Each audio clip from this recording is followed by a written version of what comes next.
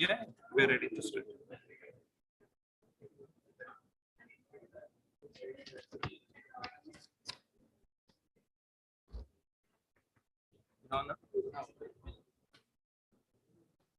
You might use.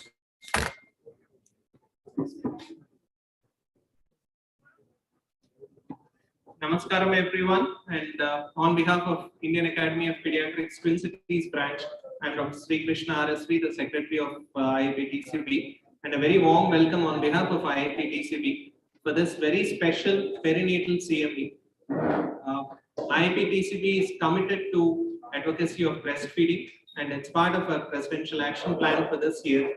And for the first time in probably a decade, I'm seeing activities through the whole week. Frankly speaking, it's very difficult to sustain momentum on a topic like breastfeeding for a full week. And at UNICEF, I often say that it's not enough. A week is not enough. You probably need it one day every month. And in fact, as part of our initiative of breastfeeding first from IIP, we've committed that the first of every month is for breastfeeding. It's not enough if we just celebrate it in August and forget it for the rest of the year. So every month on the first, we're going to do something on breastfeeding, and it's a very novel attempt along with training health workers and continuing this momentum. Over the past 5 days, we've had wonderful programs, a very good launch where the president of IIP had himself participated and released or launched the event, then followed by a national webinar wherein we had the father of BPNI, as they say, Dr. Fareedi sir himself, telling us about the theme and also the importance of breastfeeding celebrations. Next, we had all hospitals across the city, and very heartening for the executive board to have hospitals in every corner of Hyderabad celebrate World Breastfeeding Week with lot of enthusiasm. And we had participants, not just pediatricians, but nurses, obstetricians, and doctors, students. And apart from this, we've had programs on media. Our president had covered the talk on All India Radio, on Doordarshan, on various media channels. Apart from that, we had CMEs in Vijay Mary Hospital, Apollo Medical College, and this one at KIMS Cuddles is very special. And I say special because the faculty here are truly part of the perinatal team. We have obstetrician who is taking the first session, and this was a commitment that will start with the obstetrician today when we talk of perinatal CME. We also have a neonatologist, a general pediatrician, a lactation consultant, a speech therapist, everyone who's part of the CME today. And I'm hopeful this will give a lot of insights on very practical and common day-to-day problems that we face related to breastfeeding. With this, I now request Dr. Aparna, the host for the event today, to please say a few words. Aparna, please. Thank you, Dr. Sri Krishna. At the outset, on behalf of the clinical and administrative team of KIMS Hospitals and KIMS Cuddles in particular, we thank IIP Twin Cities branch, particularly Dr. Bhaskar sir and Dr. RSV Sri Krishna, as well as PATS for being a constant source of support and giving us this platform for hosting this wonderful academic session today. Every year, we all know that we observe the World Breastfeeding Week from August 1 to 7 with the objective of empowering, strengthening, and supporting the cause of the single most important intervention, which is responsible for reducing under 5 mortality. So especially in a country like ours with such a huge burden of infections, allergies, this, needless to say, is such an important intervention. And as pediatricians, And as well as obstetricians, we have really a large responsibility of strengthening this powerful intervention. But despite all the science and the tremendous evidence, even today as we speak, the National Family Health Survey 5 states that only 37% of infants born in Telangana are initiated on breastfeeding within the first 1 hour of life. That is early initiation of breastfeeding, which is one of the cornerstones of breastfeeding objectives, is still at a dismally low proportion. So together we have to kind of work towards increasing this percentage, and this will not be possible unless we join hands with our obstetric perinatal colleagues, with lactation consultants, with our nurses who are the backbone of our system, and of course with a large number of pediatricians who take care of the 27 million newborns who are born in this country. So with that brief introduction, I'm really grateful to our management for being a constant source of support. And this year, KIMS Cuddles is very happy that we have been able to do a nursing CME, which was completed on the 3rd of August. And we all welcome all of you for the breastfeeding awareness walk, which we will be doing on the August 7th.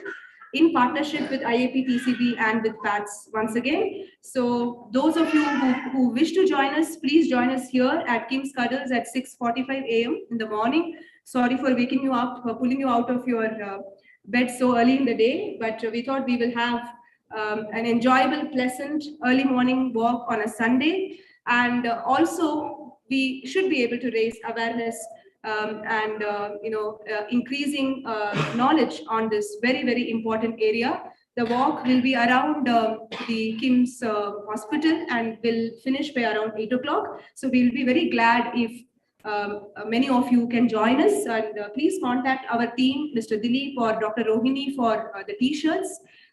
And even in case you're not able to take them, please do come in your, in whichever dress you're comfortable in, please do join us for the walk. So with that introduction, I will hand over back to Dr. Shetty. Thank you, Dr. Aparna. Thanks to the KIMS Cuddles team. Never hear a no from them for any activity. After this, we still have another 2 days of activity left, and I invite you for a very grand valedictory event of IAP TCB World Breastfeeding Week celebrations tomorrow from 2 p.m. onwards at Nilofer Hospital, IAP TCB Nilofer Hospital Auditorium in the OP block at Nilofer Hospital. I promise you the valedictory event and the breastfeeding quiz will be phenomenal. Over the years, this is one of the most highly awaited event, and I'm sure we'll take it a few notches up this year as well. After this, we invite you for the breastfeeding walk and awareness walk on Sunday morning. And thank you all for your constant support. All this has been possible only with the active participation of all of you. I now request our President, Dr. Sikosh Bhaskar sir, and one of the pillars of support for this entire program, to say his inaugural remarks.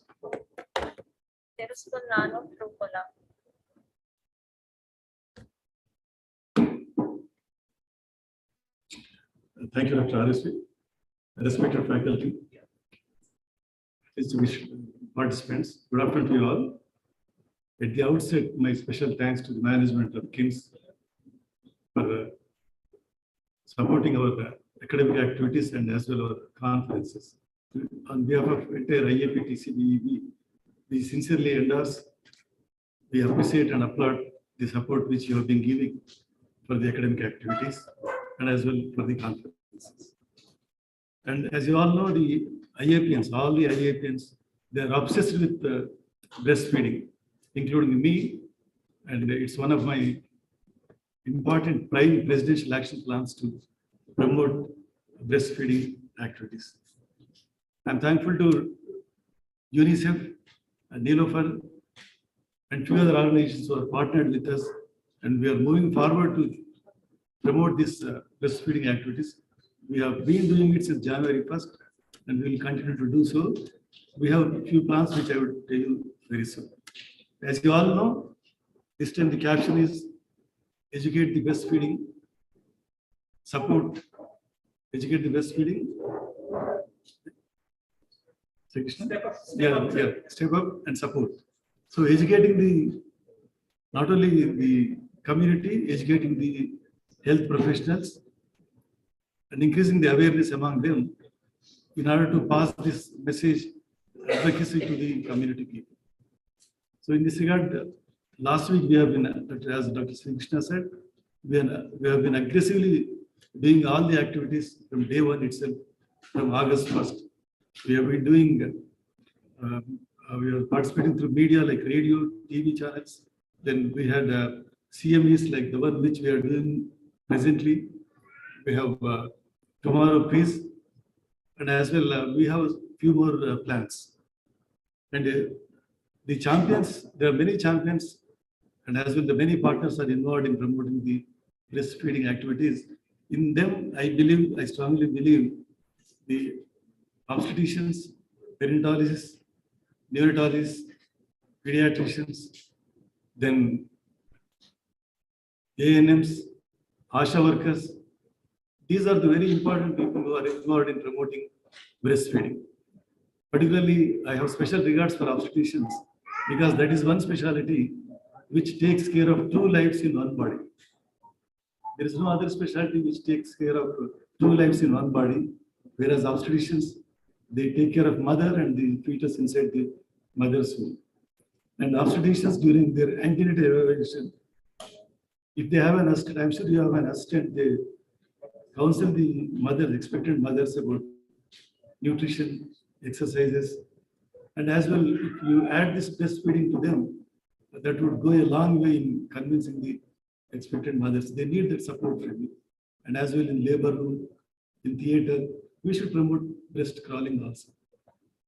Similarly, lastly, I thank Dr. Aparna and Dr.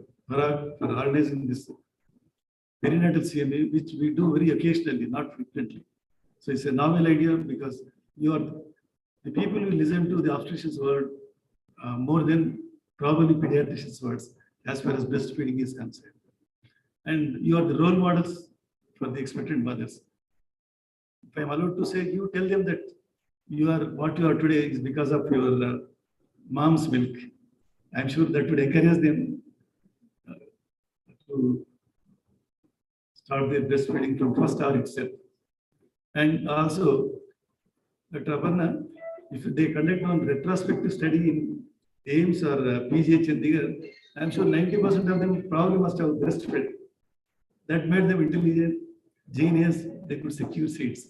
Not that people like me from Gandhi probably were breastfed for 6 months only. But whereas maybe they are breastfed for more than 2 years. So with these few remarks, I sincerely thank KIMS for doing this wonderful CM. I wish you all a great great knowledge sharing experience. Thank you all. Thank you, Bhaskar sir. You're true. All those mothers who come to you and say that 4th month, 3rd month, I think milk is not enough. Tell them, if you want your kid a doctor, just persist for 3 months. And trust me, she'll move heaven and earth to make it happen. No mother wants their child less educated. She'll go through pain or any form of discomfort. All that she has to realize is that you feed your child only mother's milk for 6 months, he'll become a doctor. Thank you. This works, I would say, in Gachibowli. This works everywhere as well. And true to our commitment, we start with the obstetrician, but something more special than that, we'll start with the mother. And there's a small announcement for which I request Dr. Aparna to come forward and to do a small announcement and a little felicitation so that we begin today's perinatal CME with the mother herself. Aparna, please. Mike, choose. So it's a matter of great happiness and privilege for us to invite one of our special milk donors today. She has joined us all the way from her house far away, Mrs. Rupa, and her 7-month-old cute infant Vivan are here. Of course, her husband has also joined us. Now, Rupa is an extraordinary mom who has come forward to donate close to 16 liters of human milk to the Gatri Milk Bank. And, this is a completely voluntary gesture. Please join us in the dais, Rupa. We are so very grateful to you and so inspired to have you here today. And Rupa said that she requested well in advance that we shouldn't embarrass her by asking her to speak. Any change in thought? So I know no words can thank her enough, and mothers such as her enough. But as a small token of our appreciation and sincere gratitude, we have three teams, three organizations who are here to felicitate and thank Rupa. So I'll begin by announcing on behalf of King's Cuddles team, may now request our NICU in charge nurses, Sunita and Vasanta, please come on to the dais. Please honor Rupa with a small shawl. Rupa, try. Come here so that you're seeing. Come back a little. Sure. Yeah. Yes. See whether you're visible. That's yeah. That's. And following this, I'm going to request Dr. Sudhir, our medical director, to kindly present a small memento. And all this would not have been possible without the close coordination of Dr. Vinoda Gunnam, who is our lactation consultant. He is the person who will be instrumental in sort of motivating and introducing Rupa to us and has facilitated this whole process. So very grateful to you, Dr. Vinoda. Please join us and join us in felicitating Rupa with a bouquet.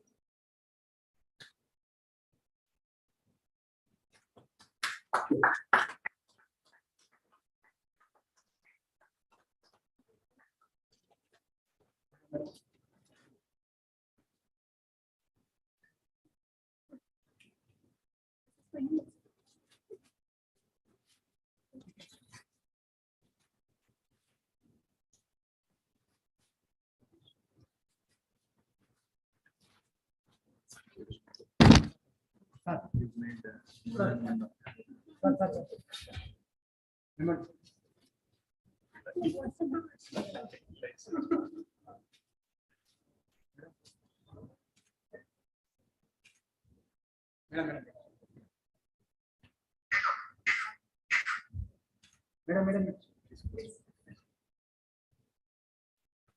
Dr. Vinoda, can you please present the bouquet on behalf of King's? So thank you very much, and I hope this inspires a lot of moms like you to kind of dedicate to this very, very noble cause. Thank you so much, Rupa. You really made our day, and there couldn't have been a more befitting way to start this event. But we aren't done with the felicitations yet. We also have IAP PCB Twin Cities branch felicitating. Would you like to speak something? Yeah. Thank you. Thank you, King's team. Would request Dr. Bhaskar sir and Surendra sir to please join us on stage and give a small medal of honor. And this is a very small token of appreciation on behalf of pediatricians. Surendra sir, choose one. This is a small medal, Rupa, thanking you for what you have done. You have not just given life to your child, but many others as well. And this contribution will go a long way in making those children healthy as well. Thank you. Request Bhaskar sir to give the small medal, maybe to your kid. You will love it. Sir, thanks, sir.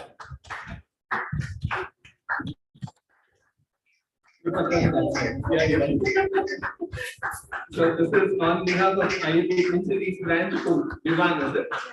To Vivan and his mother for the wonderful gesture of donating 16 liters of milk. Thank you. Thank you. I forgot to say one thing here. A prestigious hospital like King's Cuddles should have a human bill bank very soon. And today, a new bank had come up in Hyderabad that GMH Petrobras. So hope King's Cuddles can afford to go for that. I'm sure you are going to have it. And secondly, as a part of our IAP activity, I want many children hospitals to become a baby-friendly hospital initiative. Hospitals, wherein we should follow some 10 rules of roaming in, then kangaroo mother care and so on and so forth. These things can be done by Kings, and I hope Kings will be doing this too. Even built bank and very friendly hospital. Thank you. Thank you, madam. Thank you. Yeah, I have a small token of appreciation from Dr. That's very nice to see you today. I'll hand it over to you to say a few words. Sushena. So I'm Kasinath, Director Operations of Ratri Mothers Milk Bank, which is run by Sushena Health Foundation. And the mother has done an excellent job. And we see really babies growing their weight, becoming healthy in front of our own eyes. పిల్లలు కూడా చెప్తాను 650 గ్రాముల పిల్లలు వచ్చి వాళ్ళు చక్కగా ఆరోగ్యంగా తింటుంటే తల్లి ఆనంద భాష్పాలు రాస్తారు. సో అటువంటి సన్నివేశాలు ఈ నీలంపం హాస్పిటల్లో చూస్తుంటాం. ఎవరైతే డొనేట్ చేశారో ఆ తల్లికి నమస్కారం. మీ అబ్బాయి కూడా కారణం దానికి అతను నిజంగానే మంచి మెడల్ ఇచ్చారు.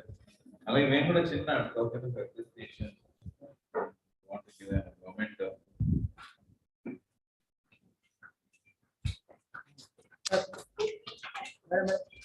And after that,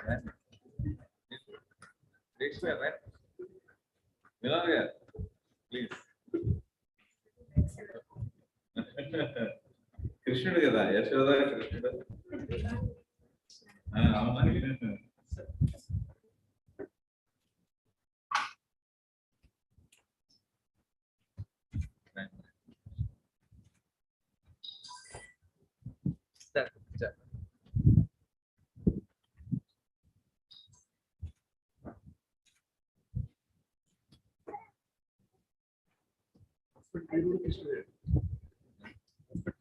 Krishna. Now, Thank you very much.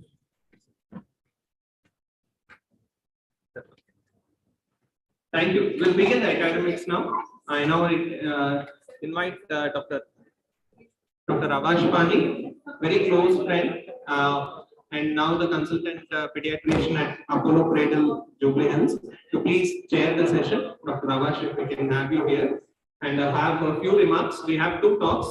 I request you to please share your thoughts and then we begin the session. Good afternoon, everyone. Today, this session is very important session of breastfeeding, and most importantly, obstetrician member will speak regarding the role of obstetrician initiating breastfeeding. She is the person with obstetrician will be the person who has the full confidence on the patient, and she is the best place to initiate breastfeeding and before that guide the mother to be confident about the breastfeeding, which is the I will say cornerstone of the upbringing of the baby.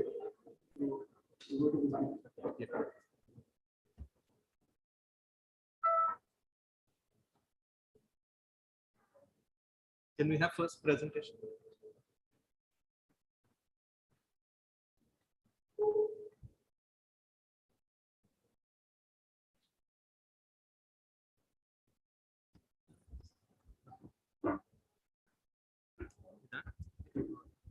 I now invite Dr. Vinita Puli, the Clinical Director of OBGY at KIMS Cuddles, to start her session. Over to you, ma'am.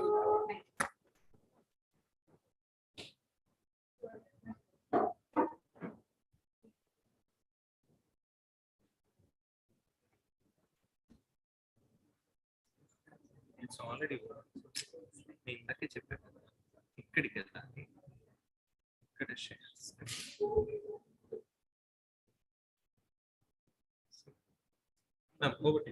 Thank you. Good afternoon, all. It's a overwhelming session already that we have witnessed.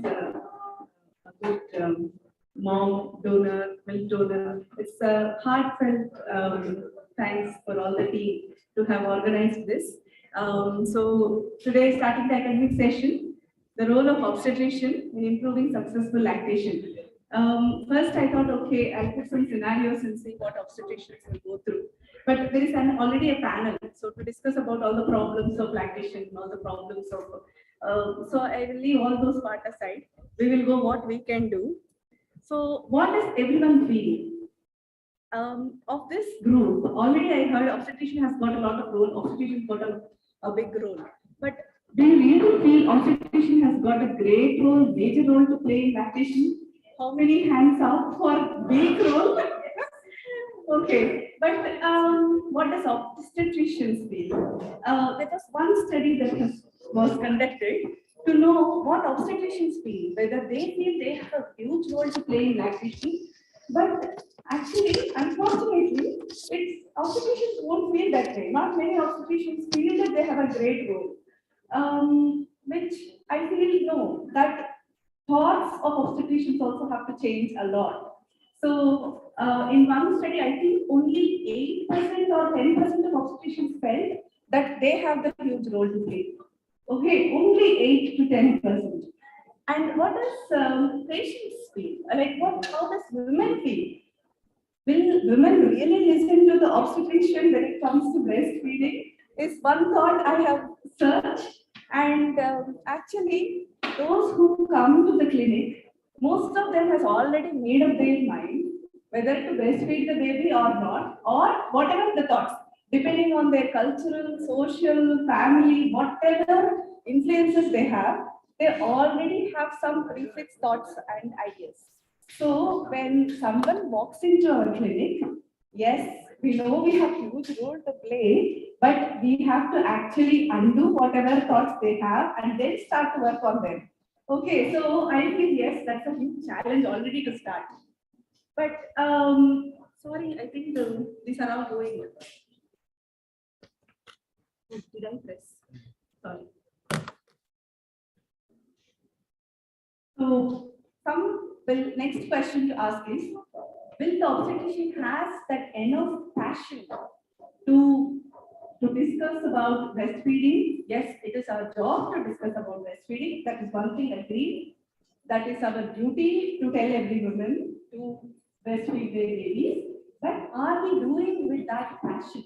Will that make difference? Because we sometimes see some people will ask, have you breastfeed the baby? Like, they ask the obstetricians also. Will that have an impact? Yes. If we strongly believe, yes, that has a good role, we are better people to convince people what the thoughts are. It is not about if I list out the advantages of breastfeeding, nobody is going to get convinced. They feel, yes, I have followed this, then that makes a huge impact. I think there are so many factors like that which can determine whether we can influence that woman to start the breastfeeding or not. Next, what can an obstetrician do? Yes, we have a long time. When they book by 3rd month. So we have a good 6-7 months journey with them. So I feel not just a role, there can be an influence of an obstetrician, and that can be a strong influence. We see people coming all the way far and wide to see the obstetrician because they like the obstetrician. So whatever the obstetrician says, they do believe. And it is, I won't say it's very easy for everybody, for every woman to get convinced, but I think if the obstetrician is committed and work passionately towards, we can achieve a good initiation at least. Okay, we can do some things in antenatal period, some things in intrapartum period and in postpartum to start the initiation, and also that will go a long way in maintenance of breastfeeding. So prenatal period, I know it's too early to start and talk about breastfeeding. There is no period that is best to talk about breastfeeding. Any time, any visit, any day is fine to start. Even when they are in 3rd month, even when they are in 4th month, it's fine. You can just start that conversation, start building that conversation. What have you heard about breastfeeding? So we are actually exploring the thoughts.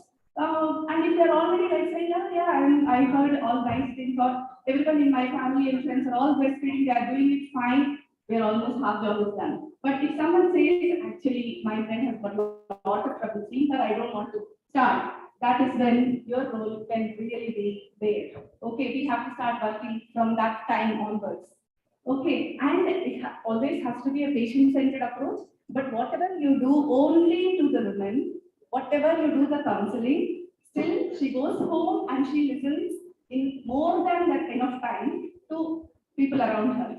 So it's not enough if you just talk to the women, you have to actually talk to the family and partner or spouse and make sure that you are answering everybody's questions. So there's so many people who have doubts doubts. And I'm sure everyone will have heard problems of breastfeeding, but when they are actually don't have much problems, they don't hear anything. So we have to actually tell so many people are happy and have no problems feeding, and that is where we can start the journey. But at the end of the day, it is always an informed decision. What we have to do is that informed choice should be after that adequate information. That is our duty to give that adequate information, and that has to be accurate information.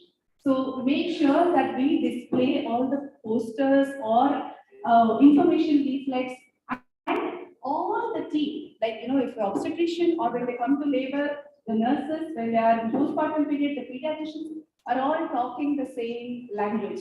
And this is our learning to do, so we can achieve that team effort as well. In intrapartum period, there is a lot we can do even during labor. Okay, the main things, the 10 steps of the WHO, whatever they have released, all these will talk about the skin to skin, early skin to skin, breast for the first hour of breastfeeding. All this will encourage the first initiation and also good maintenance.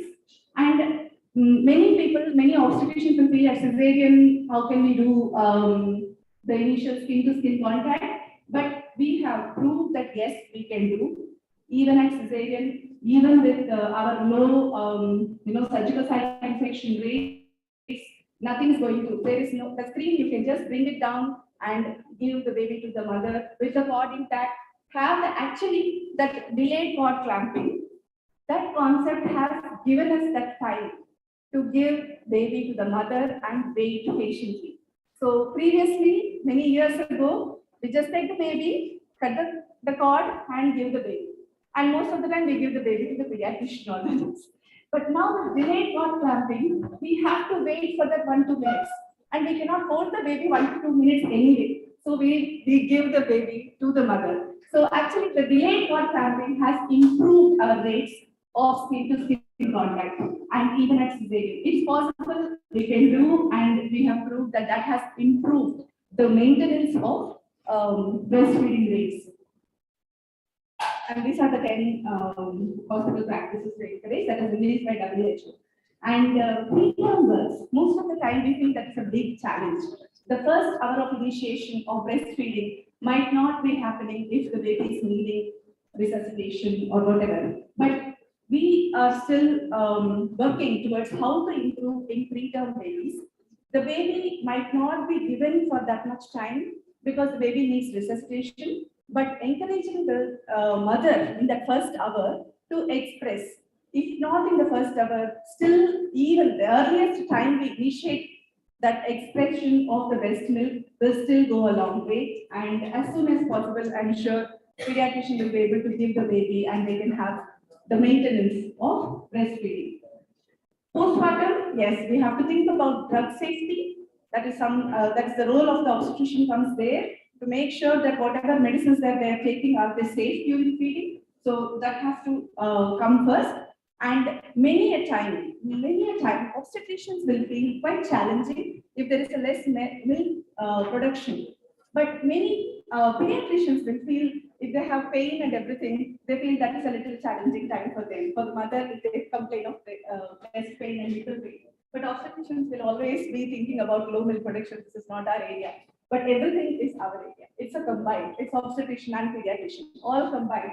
These are the problems if women face. It is our job to make sure they can be eased at whatever quickly as possible. If we don't initiate or maintain feeding, or there is a state that if the disruption of breastfeeding happens, then there is depression that starts.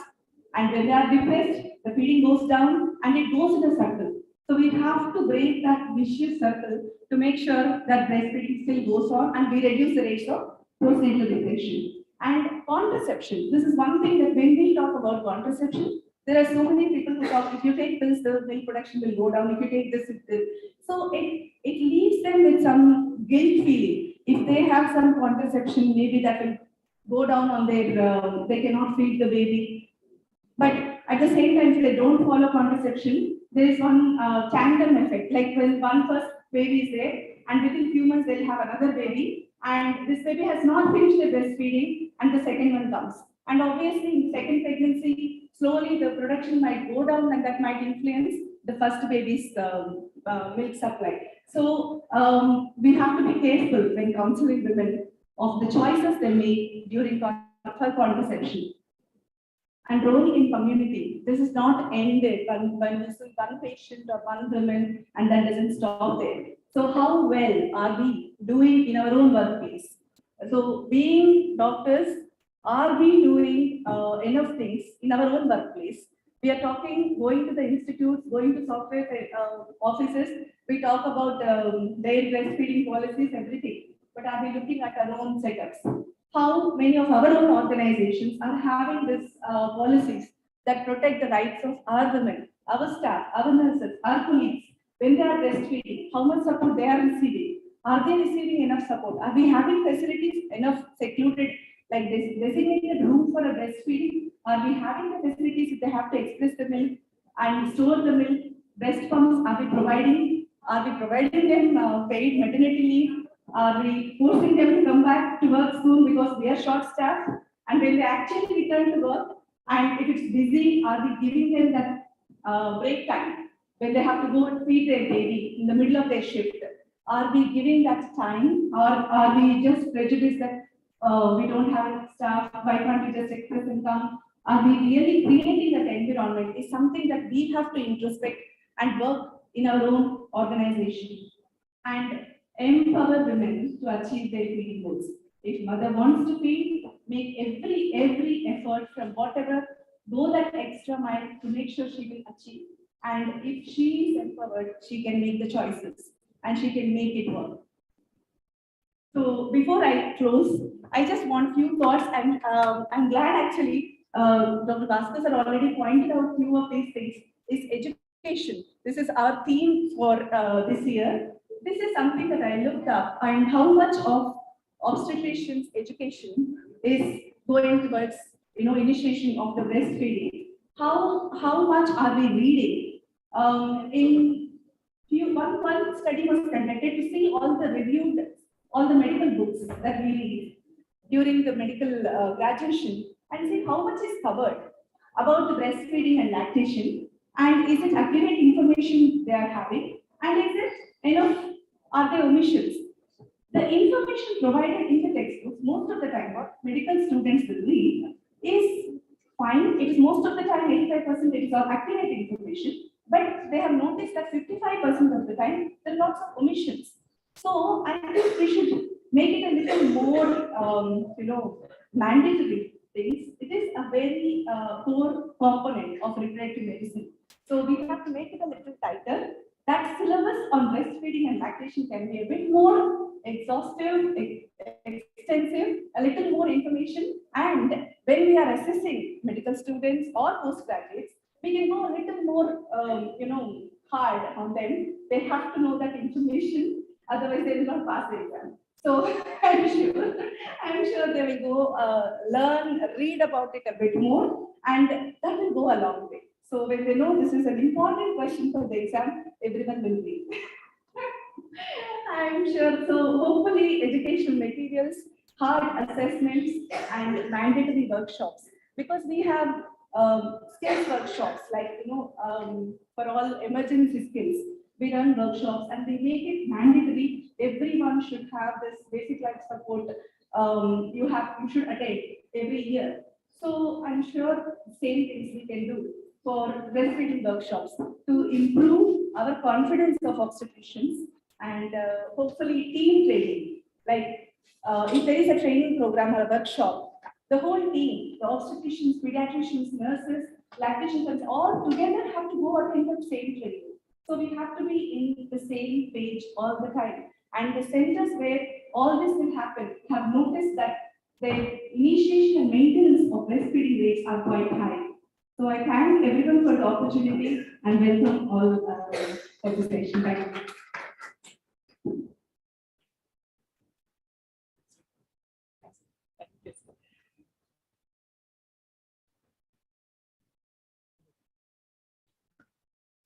Thank you, ma'am.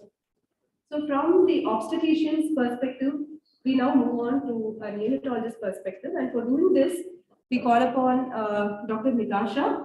She again needs no introduction. Nitasha is a consultant neonatologist at Rainbow Hospitals, Banjara Hills, and she's someone who is very keenly associated with nutrition, breast milk feeding, and breastfeeding.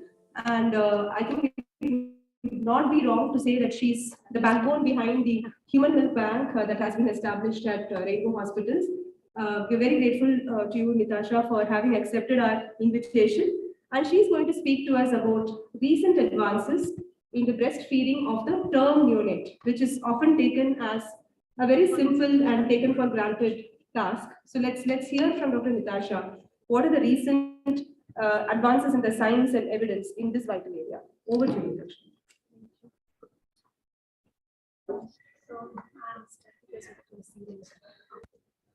Thank you, Aparna, for inviting me for today's session, and I also thank IAP for giving this opportunity to be here as a part of your team. So, as Dr. Vinita very well said, I think IAP and NNF have taken a very special initiative for all the fellowship exams. Now, IAP state chapter as well as the National Neonatology Forum has got a special table viva. So, which has got a 20 marks, which they really need to pass, and it has been introduced from last year. Until unless a neonatal fellow passes that, that's exclusively for breastfeeding and lactation and nutrition. So until unless they have an obstetrician, yeah. So I think that initiative has been taken up by both the big societies, IAP as well as NNF, and I'm sure this should work out because, yeah, breastfeeding is considered to be known by everybody. Everybody thinks what to read in breastfeeding, but the more and more we dive into it, there's more and more to learn about it. Before we educate the mothers and the colleagues, we all should know. And actually,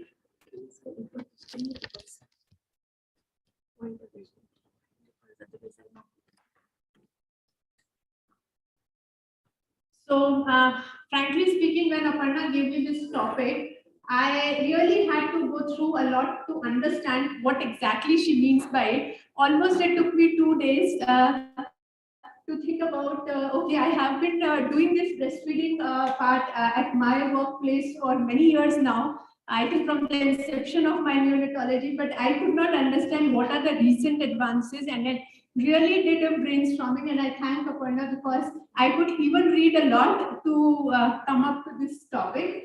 So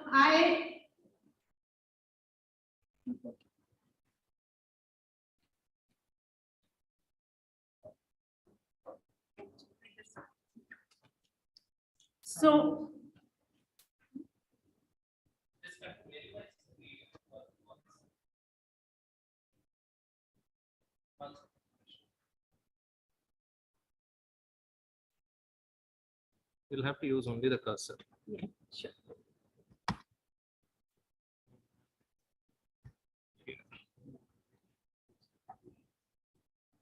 Yeah, go ahead.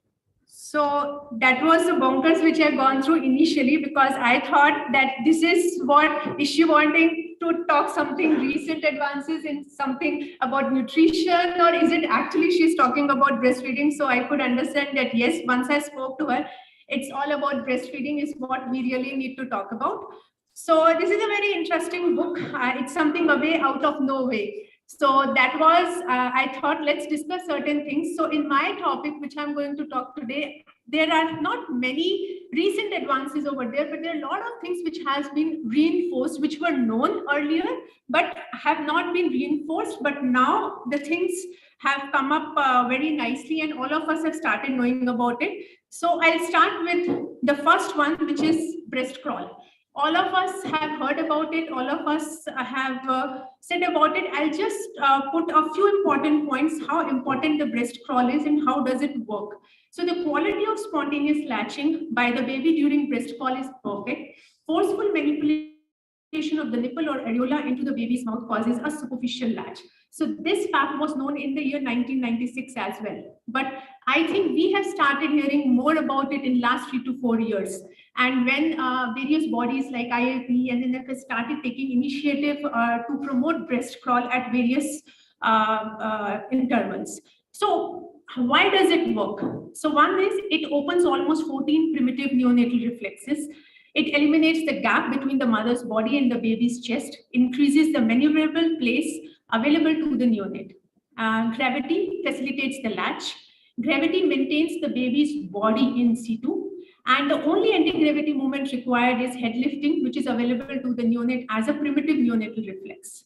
So trust me, all this is very well proven.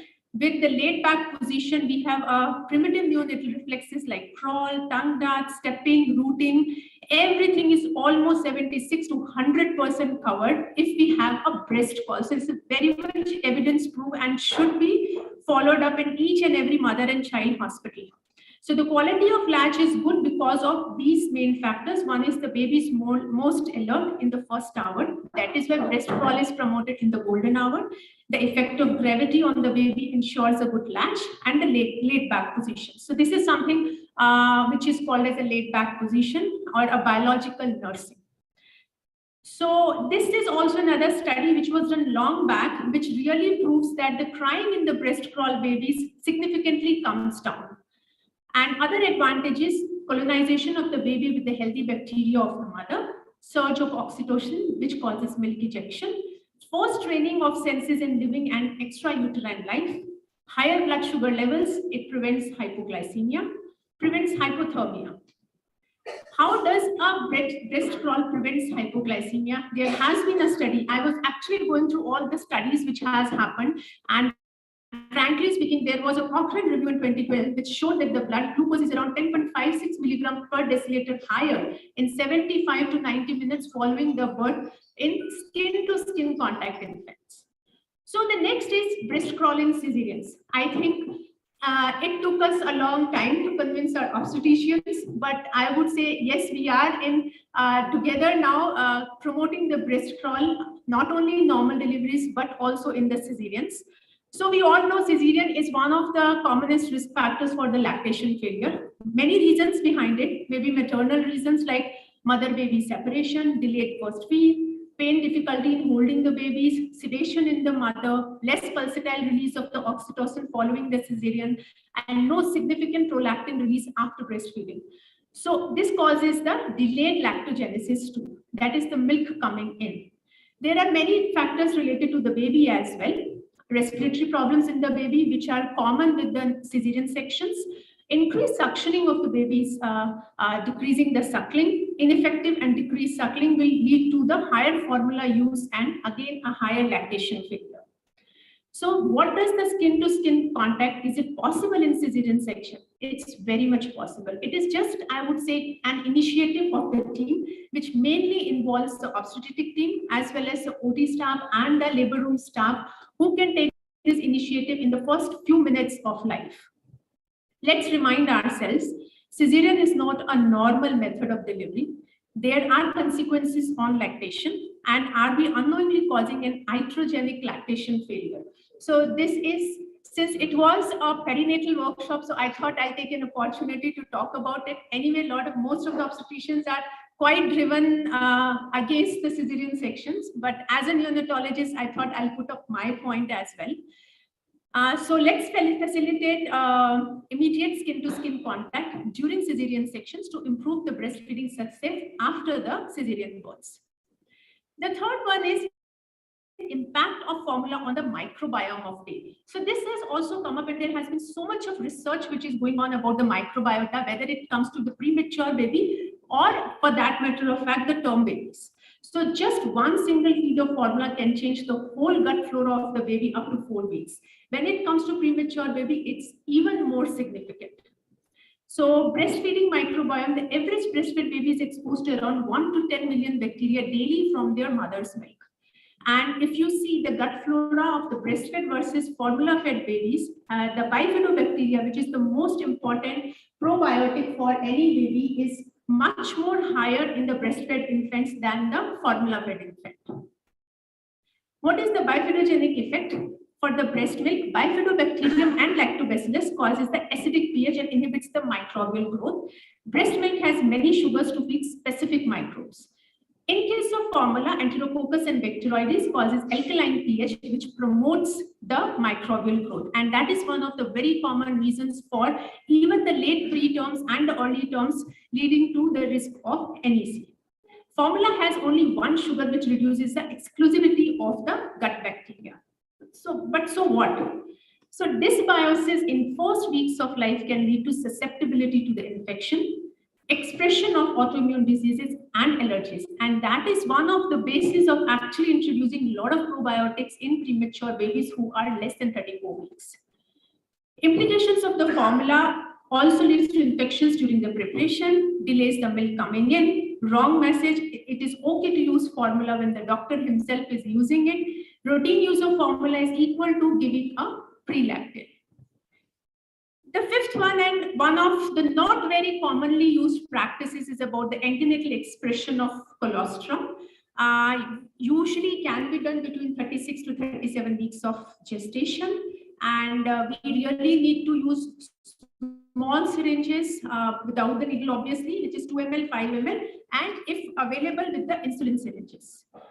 A lot of questions has been asked when we practice this, although we don't at this stage routinely practicing it, but a lot of motivated women, those who are well-read, have come up with the thought of this thing, but there has been always a question, will it not cause prematurity? Yes, there is a possibility. For labor, uterus must be in the right state. So why it cannot cause the premature labor? The term uterus responds to the oxytocin because of the oxytocin receptor system. The oxytocin receptor system is very few till 38 weeks and increases after 38 weeks and increases to almost 300 times during labor.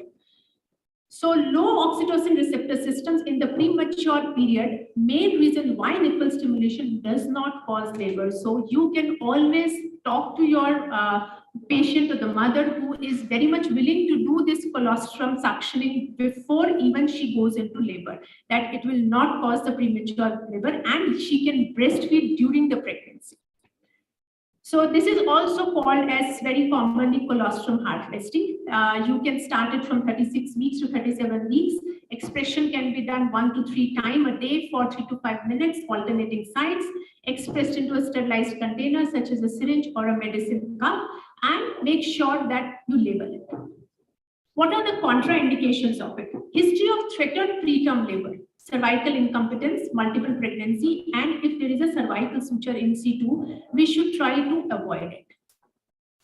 Another very interesting topic which we have recently started with us is a supplementary nursing system. And this is something which is most commonly followed with us about the surrogate mothers. So with the increase this thing of the surrogacy, IVF pregnancies, lot of elderly gravida mothers, those who have not been able to breastfeed but have been willing to breastfeed, this is one of the nursing system where you have a bottle which helps the milk supply, it helps bonding of the baby, supplemental nutrition is also supplied, suckling training is there, it causes breast stimulation which might even help in milk production and supports the parental involvement. So this is how the various lactation aids have been working in. So you put a tube into the bottle, which can be a formula fed. It can be sometimes an expressed milk because of the various reasons, and it definitely works much, much better than the bottle feeds. Concept of feeding inhibition of the lactation. I think a lot of lactation consultants are very much fond of this concept. The only thing is we all should use it practically and with most of our patients, because this is like a full glass is a signal of stop pouring, a full breast secretes the fill. That is something which is called as a full breast. The feedback inhibition of lactation, if the breast is full, it will not produce. So make sure with each time the breast is emptied. Every time whenever she breastfeeds, she should express and empty the whole breast. Because unless she does that, the milk production will not happen.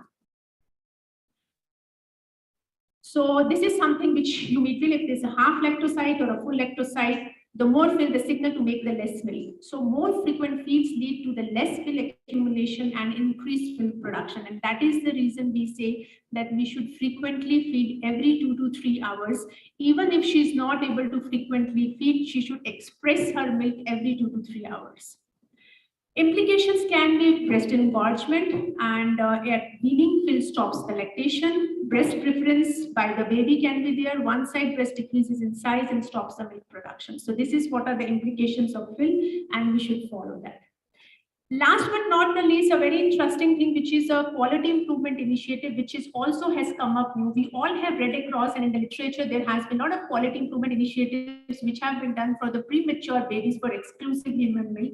Now, there has been studies which have started doing for the term babies also, because I don't think many people would have thought about that we have to do this kind of initiative for the routine things which happen. I mean, it's so natural to have a breastfeeding, but unfortunately, we have to do that because the rates across the globe and across India has not even crossed 50% for exclusive breastfeeding. So this kind of quality improvement initiatives will definitely help. I'll not take much time. This is one of our initiatives which we have taken up because of the various reasons, and considering the lower rates of the breastfeeding. And so the objective was basically to decrease the consumption of formula in the postnatal wards and to improve the exclusive breastfeeding rates. It's exclusively for the ward babies, those who are either delivered by the normal delivery or C-section. And this led to the formation of a breastfeeding support group in the team, and we had to go through all kind of root cause analysis, why the breastfeeding rates were so low in our unit, which was just 49 to 50% in the normal babies.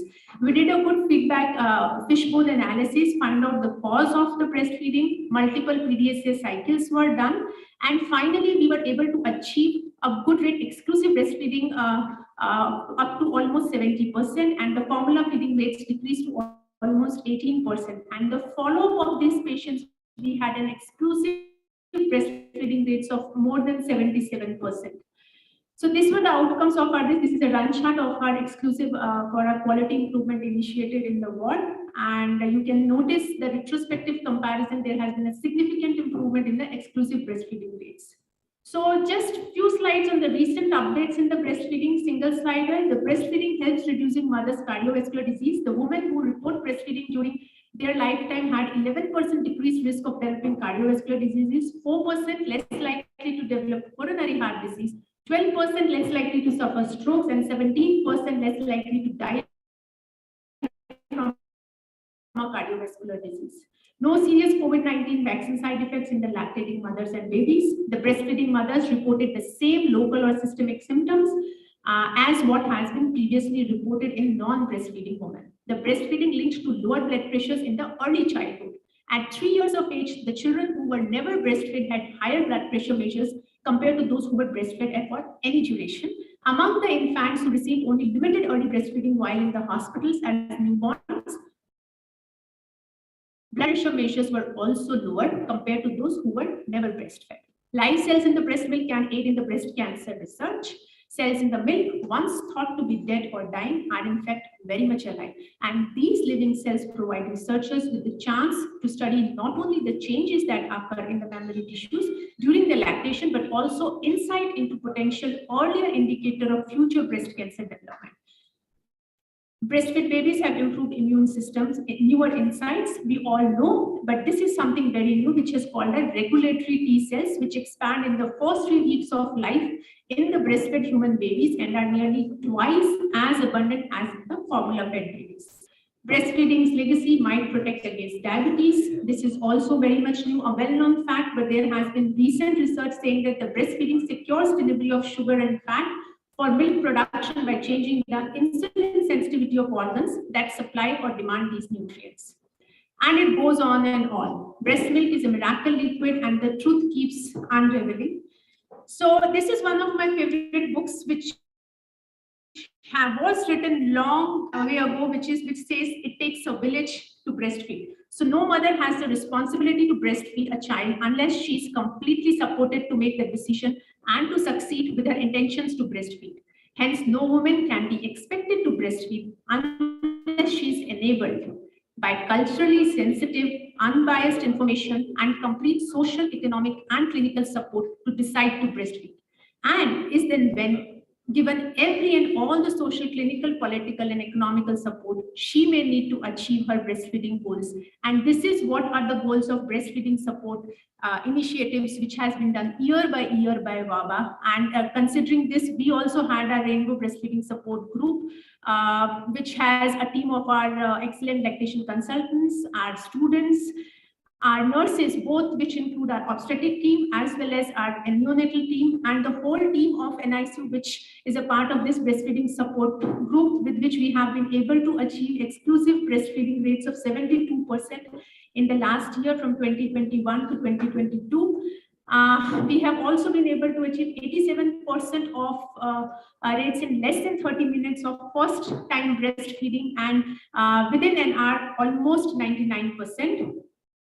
And for the cesarean section, also within 30 minutes, we have been able to achieve almost 90% of the babies who were given feeding in the cesarean section within 30 minutes. And this is actually the team of obstetricians who have worked for us day and night, and they used to see me in their nightmares as a nightmare that, oh God, Natasha will come and she will ask her the next.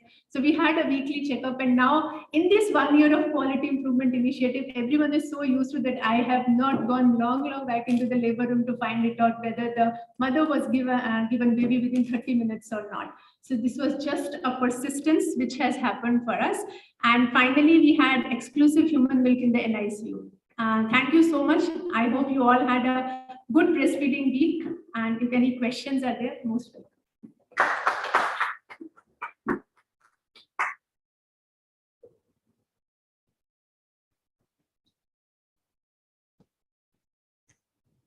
Thanks, Dr. Natasha for two very enlightening talks on the breastfeeding.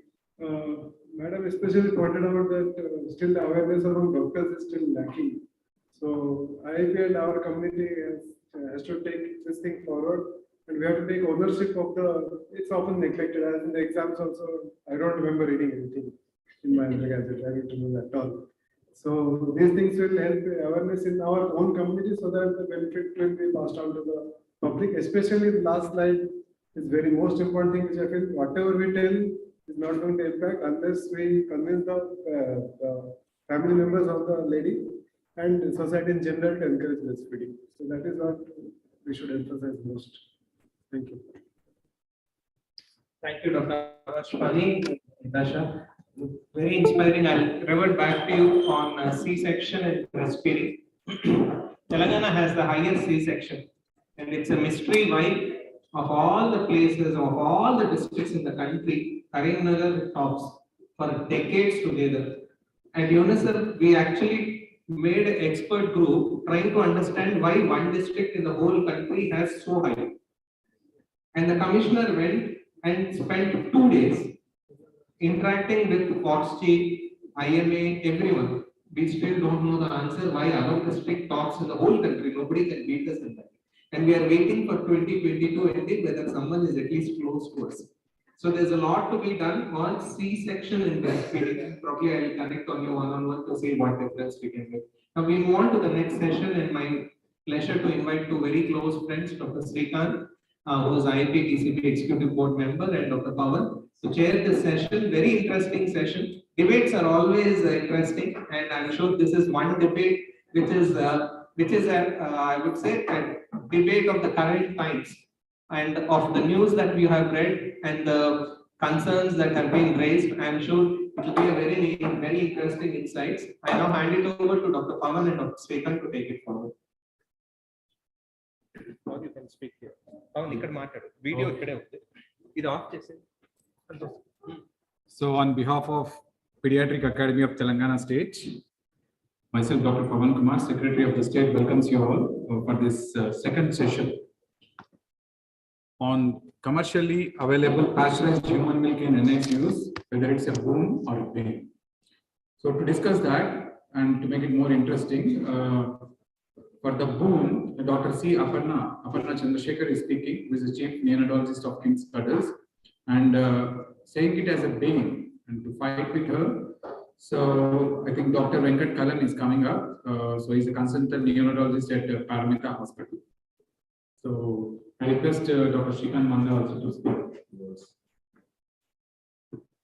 Good afternoon, everyone. Enjoyed the talk of Dr. Natasha, Dr. Manisha, Nata. So happy to listen about the outcome in the last year at Rainbow, the percentage of breastfed babies within the first hour and exclusive breastfeeding, the rate so high, surprise. But unfortunately, in our practice, what we see is the newborn babies comes with the formula, unfortunately. So probably a lot of hospitals, many of the hospitals should take the lead from your success story and start encouraging breastfeeds, early breastfeed. So there is a Twitter war going on between the government and its critics about formula of feeds. If you can understand, I'll speak few lines in Telugu. Talipalu uchitam, ante uchitam ante free. Uchitam and also has got another meaning is the right appropriate thing. So breastfeeding is uchitam, that appropriate everyone knows. But all these years it was free, but now it's not free. So breastfeeding is commercially available now. So there's a war going on whether why the government should allow the commercial sale of breast milk. So I am also part of that war group, and I'll take one side. So now that is an ethical issue. Now we listen from the scientific experts, the experts. So whether that is medically correct or not. So for this is the right platform to know. Medically also, ethically, I don't think it is appropriate to sell breast milk. And we'll see. I have to learn whether it's appropriate or not to give formula feed, not formula feed, treated, reserved, pasteurized breast milk to the babies in NSU. We'll know the scientific evidence for the pros and cons. I invite Dr. Aparna. Probably Dr. Venkat will join us later. Please, Dr. Aparna.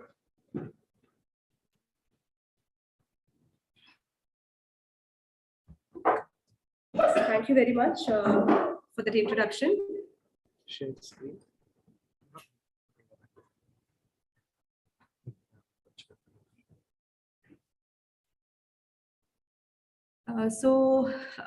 Let me begin with a disclaimer and conflict of interest. So I have taken upon myself this dubious responsibility of talking in favor of commercially available pasteurized human milk bank. I don't know whether I'll be attracting a lot of controversy and criticism for choosing this, but sincerely I had to choose it because there were nobody else to do this part of the talk. So that is my first disclaimer. The second disclaimer is my arguments in favor of pasteurized human donor milk are not against mother's own milk, and they are going to be only against the other alternative, which is preterm formula or unpasteurized donor milk. So I would like to make that very clear upfront. There is absolutely no doubt and there is no controversy whether there is a question of anything which is better than mother's own milk. Obviously, it ranks number one. So we are only debating over what is number two. So whether it is PHDM or pasteurized human donor milk, which is now commercially available, versus preterm formula or unpasteurized or shared human milk. And we'll discuss a little bit about this. And I also have a conflict. I declare no conflicts of interest. I'm in no way supported by the company which sells pasteurized human donor milk. And let me declare that upfront because I don't want to be caught within this debate and controversy. And I know this is a very, very controversial topic. We have had number of discussions and WhatsApp exchanges in quite a few neonatal groups once in a while over this topic, over this very controversial area.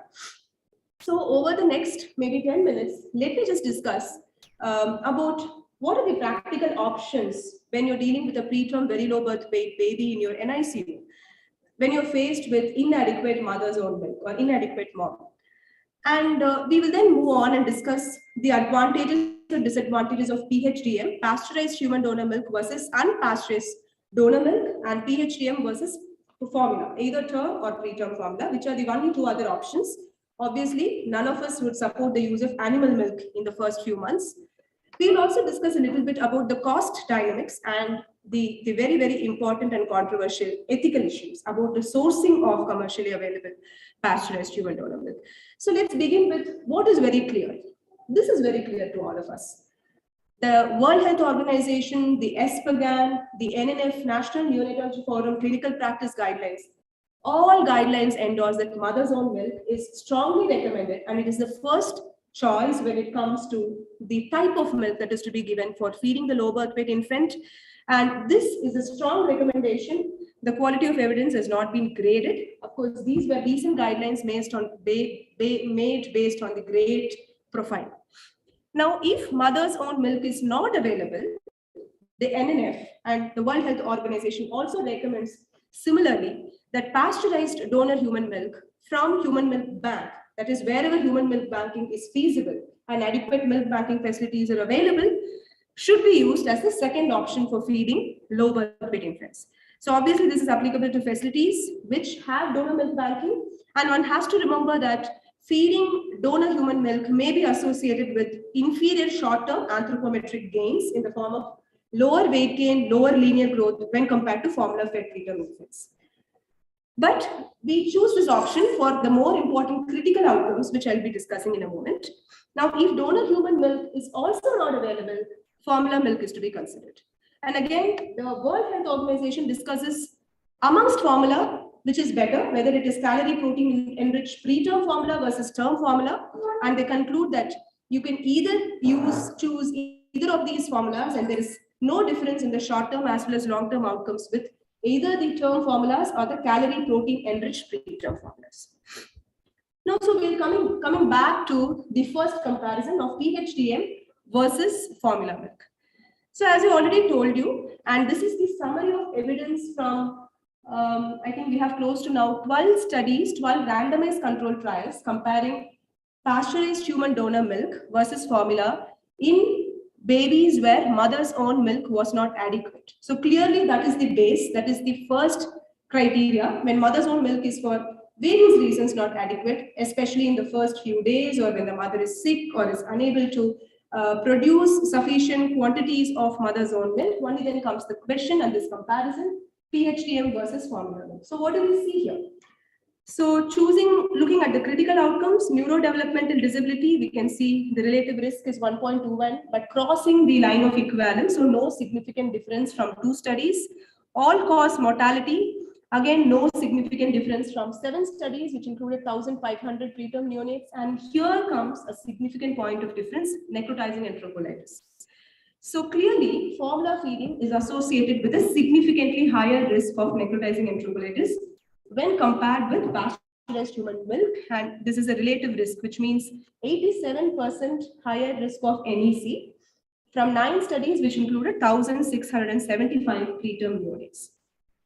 So this is the forest plot from the Cochrane review, and just a small summary is that this is the pooled relative risk, which is clearly to the right side of this line of equivalence.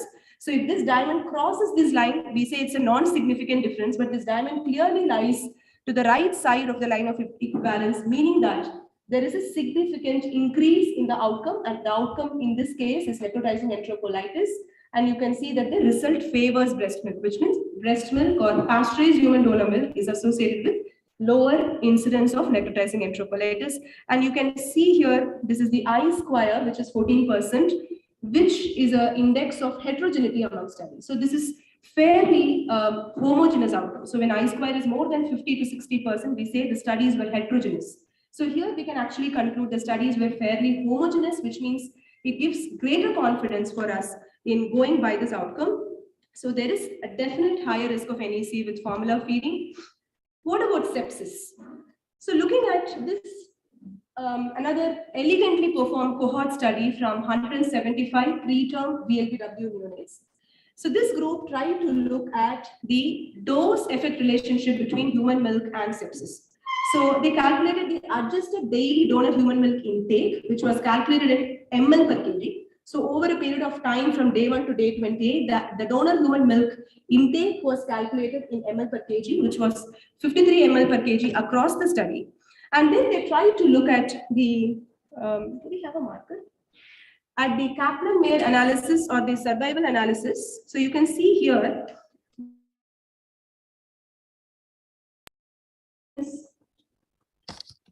the y-axis actually represents the survival without sepsis, and x-axis represents the days of life.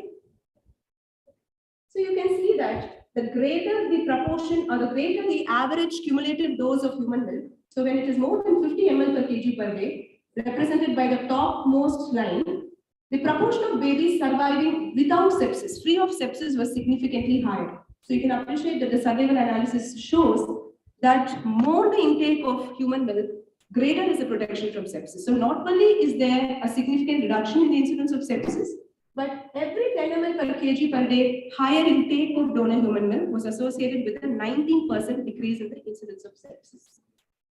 Okay, so we have seen that human milk versus formula reduces NEC, reduces sepsis, no effect on mortality. What about weight gain, linear growth, and head growth? Here, we all know, unfortunately, we have to acknowledge that formula feeding scores over human milk. And the weight gain in gram per kg per day is 2.51 gram per kg per day, higher with formula feeding. Again, this is a statistically significant difference because the 95% confidence intervals do not cross zero. This is a continuous outcome. So this is statistically significantly higher with formula feeding, and so is linear growth and head growth. So these are clearly in favor of formula feeding, but we have the more critical outcomes of NEC and sepsis, which are in favor of pasteurized human donor milk. So a common other concern is, does giving pasteurized human donor milk impact the success of breastfeeding itself? The answer is clearly no. A systematic review of 10 studies actually showed that the introduction of donor human milk in the NICU actually improved the rate of any breastfeeding at discharge by 19%, and the rate of exclusive maternal breastfeeding was not statistically significantly different. So at least partial or predominant breastfeeding at discharge was significantly higher with the use of pasteurized human donor milk. So definitely, it's not true that using human donor milk impacts the success of maternal breastfeeding. Moving on to the cost concern. So does the use of pasteurized human donor milk versus formula increase the cost of healthcare?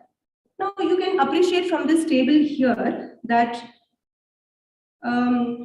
lesser the intake of donor human milk versus greater the intake of human donor milk, the cost of care actually comes down.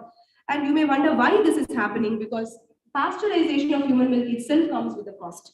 But this is because, in fact, the indirect costs due to the risk of NEC, feeding intolerance, interruption of feeding, the use of IV fluids, TPN, and the length of ICU stay and sepsis are significantly lesser with the use of pasteurized human donor milk. To summarize the comparison of PHDM versus formula, I would just summarize with these key messages. The use of pasteurized human donor milk, when compared to formula, lowers the risk of NEC, lowers the risk of late onset sepsis in a dose-dependent fashion. So every 10 ml per kg per day, higher intake of donor human milk reduces the risk of sepsis by 19%. It does not have any significant effect on all-cause mortality or the long-term outcomes of the babies.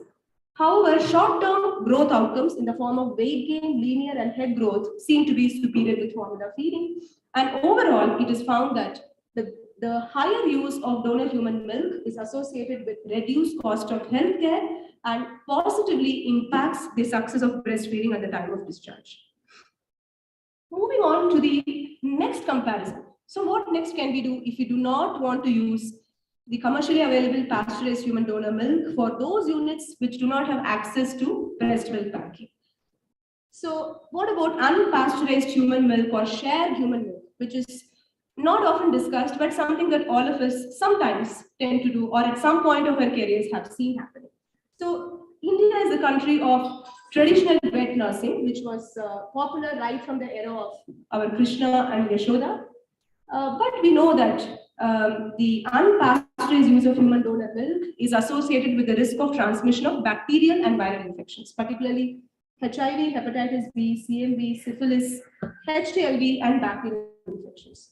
There is also a concern because of the inconsistency of donor screening and lack of availability of donor screening at multiple places.